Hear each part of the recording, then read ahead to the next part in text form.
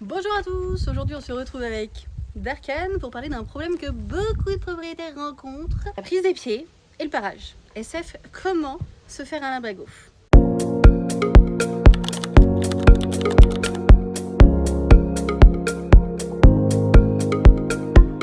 Si vous avez déjà eu un cheval qui refuse de donner les pieds, qui se couche sur l'avant-main ou qui botte lorsqu'on essaye de manipuler les postérieurs, cette vidéo devrait vous intéresser, je pense.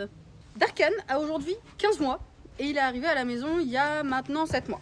Dès son arrivée, j'ai remarqué une difficulté importante autour des membres. Lors du pansage, il était inconfortable, bougeait beaucoup et trépignait dès que je descendais vers les jambes. Lorsque je voulais lui prendre les membres, et notamment les postérieurs, c'était encore plus compliqué. Sur les antérieurs, il s'effondrait vers l'avant et sur les postérieurs, il kickait et pouvait carrément botter parfois. On voyait clairement que cet exercice était difficile pour lui, d'ailleurs autant pour lui que pour moi. J'ai donc essayé un travail assez classique, me dira-t-on. J'ai demandé le pied avec ma main tout en utilisant une longe comme sécurité. L'idée de la longe était assez simple. Si je prenais le pied, il ne devait pas apprendre que tirer ou botter lui permettait de mettre fin à l'exercice. Lorsqu'il s'appuyait sur moi, j'attendais qu'il retrouve son équilibre avant de reposer le pied. Lorsqu'il kickait ou bottait, carrément, j'attendais également un moment de calme avant de relâcher. Sur le papier, cette approche me paraissait assez cohérente, mais il s'avère que non.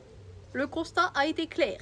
Après 7 mois, le résultat était assez mitigé. Oui, le pansage des membres s'est nettement quand même amélioré, quoique il bouge toujours, mais concernant la prise des pieds et le parage, c'est toujours comme si je me prenais une claque dans le... Et du coup, c'est là que j'ai commencé à me poser une question. Est-ce que réellement, j'avais appris cet exercice à Darkan? Parce qu'au fond, donner les pieds, c'est un exercice comme un autre. Et c'est là que du coup, j'ai commencé à réaliser quelque chose.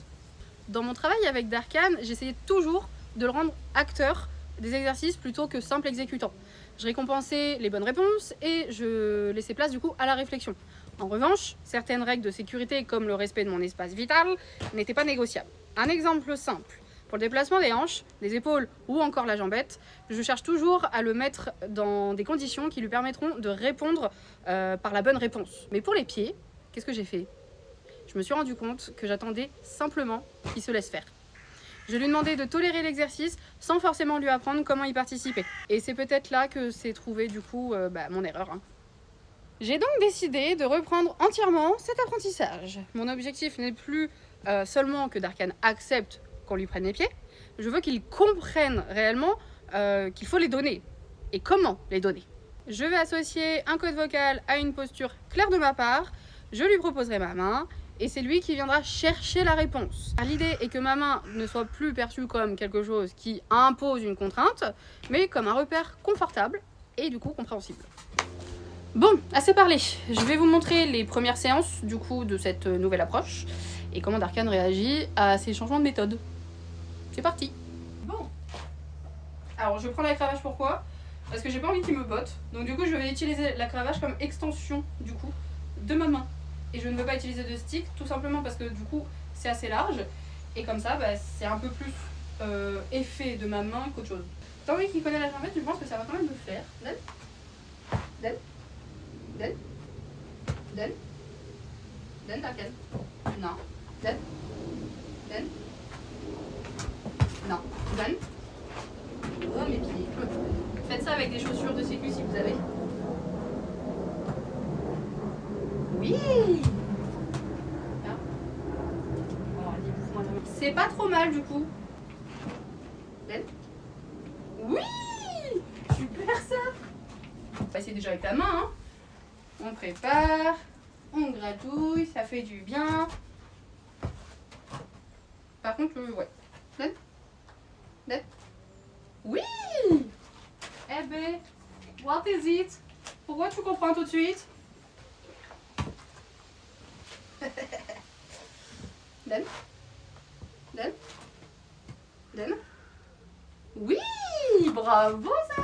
My gosh, je l'ai pas piqué. Oh mes doigts. J'ai failli me faire bouffer les doigts. J'espère que Victo, tu regardes. Hein. Parce que j'y bosse. Hein. Donne. Donne. Oh putain, t'es lourd.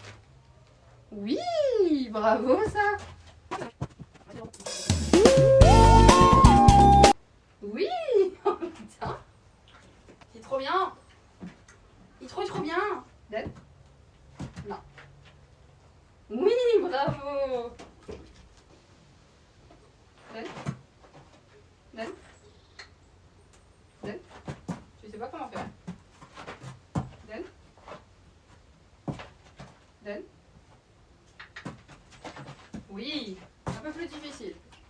J'avoue que je suis tendue aussi. Ben. Ben. Oui, super. Ben. Ben. Allez. Ouais, on va dire que c'est bon, vas-y. On va laisser là-dessus, c'est bien chouchou. Bon, bah écoutez, j'ai l'impression qu'on n'est pas trop mal sur la méthode. En tout cas, on a des meilleurs résultats que de base. Je vous remercie d'avoir regardé cette vidéo. J'espère qu'elle vous aura apporté une nouvelle façon de voir les apprentissages que vous pouvez avoir avec votre cheval finalement. Cette expérience m'a surtout amené à me poser des questions. Je me rends compte que du coup parfois, lorsqu'on a un blocage, c'est pas forcément la méthode qu'il faut changer, mais la manière dont on présente l'exercice au cheval, parce que finalement c'est la même chose qu'avec la longe. N'hésitez pas du coup à me dire en commentaire si vous avez déjà vécu ce genre de remise en question avec votre cheval. Si la vidéo vous a plu, pensez au petit j'aime et au partage. À bientôt!